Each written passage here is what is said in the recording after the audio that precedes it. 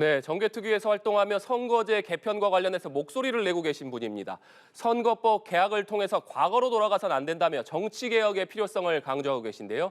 양당 기득권 구조의 개혁을 꾸준히 외쳐온 더불어민주당 이탄희 의원과 선거법 개혁에 대해서 자세히 얘기 나눠보겠습니다. 어서 오십시오. 네, 반갑습니다. 네, 의원님 본격적으로 얘기 나누기 전에 제가 의원님 유튜브를 보니까 솔직한 고백, 상당히 좀 인상적인 유튜브 영상이 있던데 잠시 좀 보시고 대답 시작하도록 하겠습니다. 왜 사람을 지키려고 만든 정치가 사람을 지키지 못할까요? 죄다 이상한 사람들만 국회의원으로 뽑아놔서 그럴까요? 네, 사실 뒤에 의원님이 하신 답이 있는데 저희가 이 정도까지만 준비를 했는데 사람을 지키려고 만든 정치가 왜 사람을 지키지 못하느냐, 죄다 이상한 사람만 국회의원으로 뽑아놔서 그런 것이냐 이런 말씀하셨는데 사실 정치인들이 매일 싸우기만 한다. 국민들 정말 먹고 살기 힘든데 정치인들이 무슨 역할을 하느냐 이런 얘기 끊이지 않습니다. 정치가 왜 고통받고 있는 국민들을 도와주지 못하는 겁니까? 반사이익 구조니까요. 싸움만 하는 증오 정치가 네. 훨씬 쉬우니까요.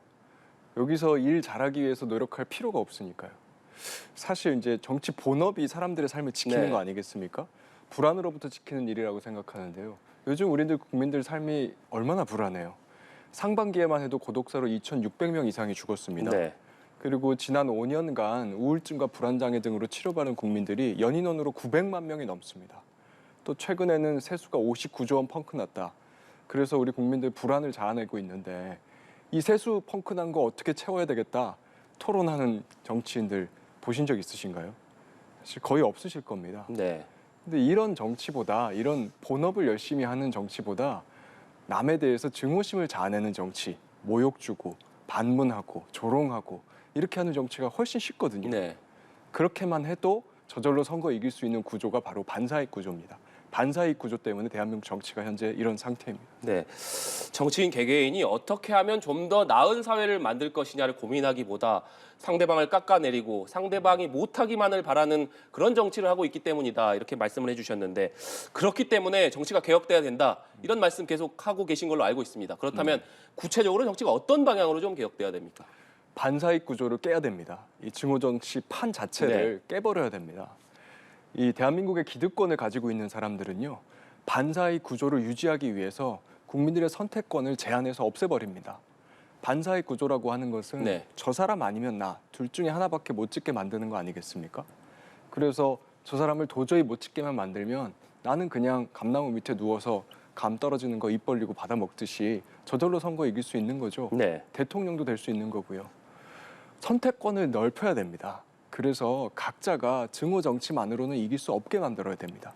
그러면 일 잘하기 경쟁으로 바꾸고요. 내가 뭘 해서 국민들을 행복하게 하겠다, 국민들의 삶을 지키겠다, 각자가 주장하는 상황으로 구조가 바뀔 수 있습니다. 저는 거기서부터 대한민국 정치 개혁이 시작돼야 된다고 생각합니다. 선택권을 넓혀야 된다 이런 말씀 주셨는데 그러니까 저희가 지금 양당이 확고한 지위를 차지하고 있기 때문에 국민의힘 아니면 민주당밖에 선택할 수 없는, 물론 뭐 다른 정당도 있습니다만 사실은 지금까지는 그 정당들이 존재감이 미미하기 때문에 그런 상황에서 좀 더 영향력 있는, 존재감 있는 다른 정당들도 좀 많이 나와야 된다 이런 말씀으로 이해하면 될까요? 네, 다른 정당들이 존재하는 것이 두 정당에도 도움이 됩니다. 지금 대한민국 정치가 올스톱 상태 아닙니까? 무정부 상태라는 말도 나온 지가 오래됐습니다. 그런데 이렇게 된 데에는 두 정당이 다 스톱된 것도 큰 이유가 됩니다. 저희 민주당도 사실상 스톱 상태입니다. 경쟁이 없어지니까 역설적으로 저희 민주당도 자기 발전이 없어졌습니다. 저는 그 경쟁이 양당을 위해서도 좋고 대한민국 국민 전체를 위해서 좋다고 생각합니다. 네, 그런 차원에서 연합 정치를 얘기하고 계신 걸로 알고 있습니다. 독일 같은 경우를 좀 예를 들어보면 연동형 비례대표제를 통해서 어느 한 정당이 좀 권력을 독식할 수 없고 여러 정당이 좀 힘을 합쳐서 연합하는 방식으로 좀 이루어지고 있는데 이런 방식을 의미하신다라고 보면 될까요? 제가 두 가지로 말씀을 드릴게요. 일단 첫째, 연합 정치라는 것 자체는 이렇습니다. 각자가 다 내가 뭘 잘해서 국민들 행복하게 하겠습니다. 일 잘하기 경쟁이 되더라도요. 거기서 자기 혼자 힘으로는 그걸 달성할 수 없다라는 걸 금방 알게 됩니다. 그러면 각자가 잘하겠다고 약속한 것 중에서 공통이 되는 것을 가지고 있는 정당들은 연합해서 그것을 추진하게 됩니다. 예를 들면 검찰개혁. 검찰개혁도 요즘 여론조사를 보면 보수 유권자들 중에서 10명에 두세 명은 동의를 합니다. 그러면 그 보수 유권자를 대변하는 정당이 22대 국회에 들어온다고 하면 그 정당과 함께 민주당은 검찰 개혁을 할 수 있겠죠. 또 지금도 노란봉투법 같은 법들은 진보 야당들과 협업을 하고 네. 있습니다. 이런 게 연합 정치고요. 대한민국에서의 연합 정치가 어떤 모습일 거냐? 독일하고 유사할 수도 있지만 다를 수도 있다고 생각합니다. 저는 사실은 우리나라는 어쨌든 소선거구제로 253석을 나누기 때문에 100석이나 150석을 가지고 수 있는 정당은 2개 정당밖에 없습니다. 네. 결국 양당 중심의 연합 정치가 될 것이고요. 그 두 당이 연합 정치 환경 속에서 경쟁하면서 스스로 더 자기 발전하는 모습, 그런 형태로 전개될 거라고 생각합니다. 네. 어떤 부분에 개혁이 필요하다 이런 점을 강조하시는 부분은 알겠습니다. 그런데 지금 총선이 5개월밖에 남지 않았기 때문에 네. 정개특위에서 사실 지금 선거법 논의가 멈췄다라는 소식만 들려오고 있지 그 이후에 진척 상황에 대해서는 전혀 지금 알려지지 않고 있습니다. 실제로 선거법 개혁 이제 총선 얼마 남지 않았는데 진행 상황 어떻습니까?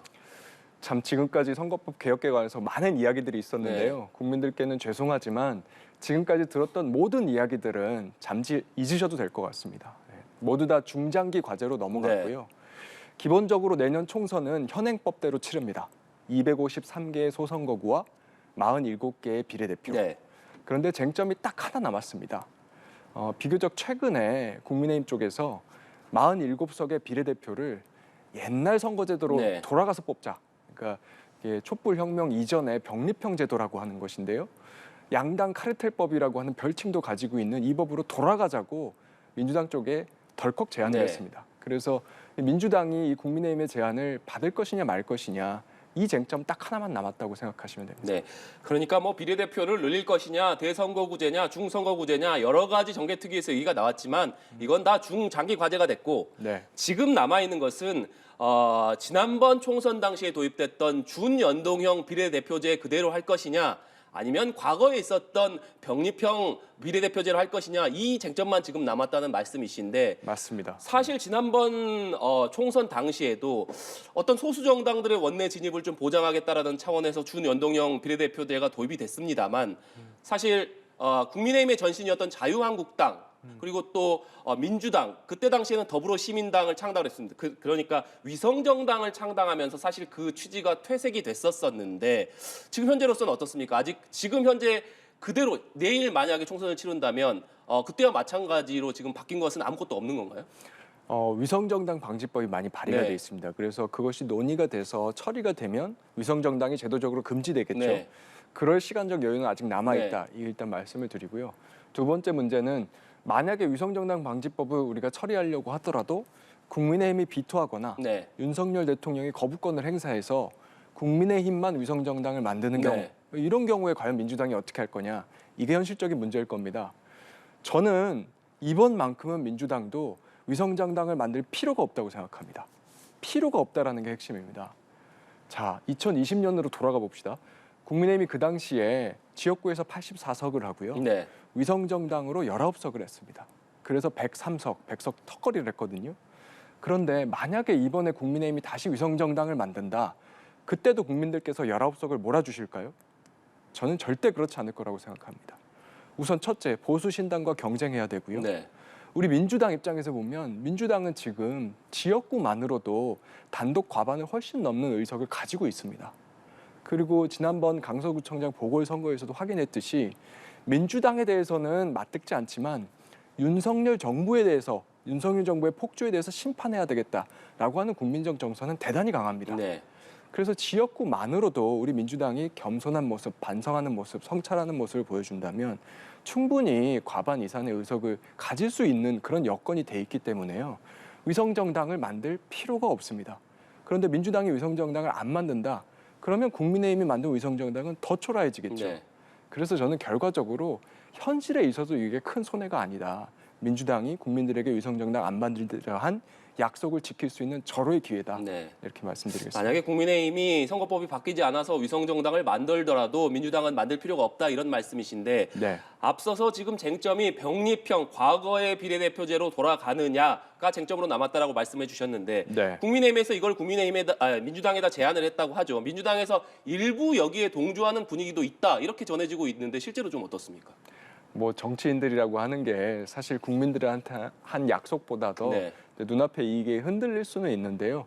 선거법 문제는 기본적으로 당 지도부가 의사결정을 네. 하는 문제입니다. 그래서 대부분의 의원들은 지도부의 의사결정을 기다리고 있습니다. 네, 사실 말씀해주신 얘기를 들어보면 민주당과 국민의힘 외에 좀 다른 당도 필요하다 이런 얘기로 이해가 되는데 그런데 아무래도 우리나라는 국민의힘 같은 경우에는 영남을 또 민주당은 호남을 지역적 기반으로 하고 있기 때문에 다른 정당이 좀 탄생하기가 어렵다. 다당제가 좀 안착하기 어려운 구조 아니냐 이런 얘기도 있더라고요. 이 부분은 어떻게 생각하십니까? 저는 핑계라고 생각합니다. 보수 유권자들도 선택제를 원하고요. 네. 진보 유권자들도 선택제를 원합니다. 그리고 그 선택지라고 하는 것도요. 대단한 게 아닙니다.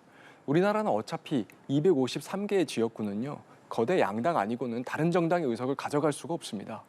대량 사표가 발생해도 어차피 제3의 후보는 낙선할 수 있는 밖에 없는 구조거든요. 그러면 47석이라고 하는 이 골목 상권, 여기만큼은 거대 양당, 2개의 대형마트가 들어가지 말자라고 하는 게 현행 선거법이거든요. 네. 여기만 들어가지 않는 걸로 그래서 47석만 제3당, 4당, 5당, 6당이 들어오게 하는 걸로 그렇게 바꾸자는 것이기 때문에요. 이게 엄청난 다당제를 하자라고 하는 것도 아니고 네. 또 국민들도 원하는 바에 부합하는 내용입니다. 네. 욕심만 내지 않으면 됩니다. 네. 말씀해 주신 대로 여러 정당이 47석을 그러니까 민주당과 국민의힘을 뺀 여러 정당이 47석을 비례대표로 획득할 수 있다면 그야말로 이 의석을 생각하는 여러 정당, 뭐 일각에서는 이준석 신당, 조국 신당 얘기도 있습니다만 물론 이 신당들이 꼭 비례 정당으로 탄생하리란 법은 없습니다만 이 외에도 여러 가지 비례 신당들이 좀 생겨날 가능성이 높은데 그런 것도 바람직한 방향이다 이렇게 보시는 건가요? 저는 어떤 정당이든지 간에요. 네. 국민들의 선택권을 넓히는 방향은 무조건 바람직하다고 생각합니다. 왜냐하면 어차피 선택은 국민들이 하시니까요. 다음 총선이 끝나고 나면 국민들이 선택하신 순서대로 정당이 국회에 들어와서 22대 국회 구성이 될 겁니다. 국민들의 선택권을 넓히는 방향의 선거제도 개혁은 저는 무조건 좋다고 생각하고요. 많은 세력들이 창업할수록 국민들한테 도움이 된다고 생각합니다. 네. 준연동형 비례대표제 얘기하시면서 야권 연합을 통해서 윤석열 대통령의 거부권 행사 기반인 100석을 무너뜨려야 된다 이런 말씀도 하셨습니다. 이건 어떤 의미입니까? 저는 뭐 숫자는 얘기하지 네. 않겠습니다. 다만 지금 우리나라가 처한 가장 큰 문제가 저는 무정부 상태라고 생각합니다. 아무것도 되는 게 없는 거죠. 죄송하지만 저는 윤석열 대통령에 대해서 굉장히 비판적입니다. 네. 일에 대해서 책임감이 약하시고요. 즉흥적으로 날림 정책을 많이 내십니다. 그런데 정부만 스톱된 상태가 아니라 국회도 사실상 스톱시키고 계십니다. 뭐 국회가 민생을 보호하기 위해서 최소한의 입법들을 하는 경우에 예를 들면 뭐 쌀값 정상화법이라던가 노란봉투법이라던가 또는 이태원 참사에서 피해자들을 지원하고 또 추모 사업을 하는 이태원 참사 특별법이라던가 이런 것들 전부 다 거부하겠다 또는 실제 거부권 행사하고 묻지마 거부권을 행사하고 네. 계시거든요. 이걸로 인해서 대한민국 정치가 올스톱되어 있는데 적어도 대부분의 국민들이 동의하시는 사안에 대한 입법만큼은 기능할 수 있도록 22대 국회가 구성이 돼야 된다라고 생각합니다. 이것은 민주당 독주와는 정반대의 이야기입니다. 민주당이 몇 석 이상 하자 이런 게 아니고요. 네. 오히려 민주당이 지금의 단독 180석에서 손해를 좀 보더라도 47석 골목상권을 통해서 다양한 정당이 들어오는 것이 우리 민주당이 원했던 개혁 과제들을 추진하는 데도 훨씬 더 도움이 되고 후유증도 덜하다는 이야기입니다. 그래서 다시 한번 말씀드리지만 민주당 독주와는 정반대로 네. 기득권을 내려놓고 이 증오 정치 구조를 깨는데 우리 민주당이 앞장서자 이런 취지라는 걸 말씀드립니다. 의원님 말씀하신 취지는 잘 알겠습니다. 그런데 이런 궁금증이 문득 또 드는데 지금 그러니까 민주당이 좀 기득권을 내려놓자 민주당의 의석수를 좀 줄어들어도 된다 이런 말씀이신데 사실 의원님께서 강조하시는 이런 부분에 아무래도 민주당의 의석수가 줄어드는 부분이기 때문에 민주당 내에서도 의견을 함께하는 동조하는 이런 의원분들이 계시는지도 궁금하네요. 꽤 많습니다. 왜냐하면 우리 민주당은 그래도 정치 개혁을 선대해온 네. 정당이거든요. 김대중 대통령, 노무현 대통령을 계승한 정당이고 그 약속을 지킴으로써 국민들에게 환호받고 사랑을 받아온 정당입니다. 그런 정당인으로서 민주당의 정체성을 지키고 싶어하는 의원들이 왜 없겠습니까? 더군다나 지금은 저는 천재 이루어 같은 기회라고 생각합니다. 아까도 말씀드렸듯이 우리 민주당이 이 정치개혁 약속을 지킨다고 해서요. 의석수가 크게 줄지도 않습니다. 단독 180석을 다시 노리지만 않으면 됩니다. 우리가 뒤돌아보더라도 단독 180석을 가졌다고 해서 우리가 원하는 개혁 입법들을 다 잘해내는 것도 아닙니다. 네. 오히려 독주 프레임에 걸려서 제 세력들의 집중 견제를 받고 대한민국 증오 정치 구조화에서 민주당이 악마화돼서 그 반사이익으로 정권까지 빼앗기지 않았습니까? 그런 우리가 교훈을 가지고 있기 때문에 지금은 국민들 앞에 정직하게 우리가 단독 180석을 가진다고 해도 우리가 원하는 정치개혁 또는 사회개혁, 검찰개혁, 언론개혁 할 수 없다라는 것을 고백을 하고 네. 새로운 길을 가겠다라고 말씀드려야 할 때라고 생각합니다. 네, 알겠습니다. 마지막으로 이 질문 드려보겠습니다. 이제 초선 의원으로서 임기를 5개월여 앞두고 계신데 지금까지 이제 정치개혁 얘기 쭉 해주셨으니까 정치개혁 빼고 그동안 3년 한 7개월 가량 의정활동 하시면서 네. 아쉬웠던 점이랄까요? 소회가 있다라면 한 말씀 부탁드리겠습니다. 뭐 많죠. 사실 보람이 있었던 순간들도 없지는 않았지만 좌절의 순간이 많았습니다. 네. 제 모토가 단 한 사람, 당신 한 사람의 목소리를 듣습니다입니다. 한 사람 한 사람을 지키고 싶었는데 못 해낸 경우가 많았습니다. 우리 800원 버스 기사로 알려주신 김학의 씨, 네. 또 조선소 하청 노동자인 유채한 씨, 또 신림동 반지하에서 돌아가셨던 새 가족분들, 그 외에도 뭐 SPC 빵 만들다 돌아가신 박선빈 씨, 쿠팡 물류센터의 장덕주 씨 등등 많은 분들이 계셨는데요. 이런 국민들의 삶을 지키는 이슈는 국민들에게 굉장히 그냥 호소력도 있고 지지를 많이 받지만 여의도 안에서는 주목을 받기가 너무 어려웠습니다.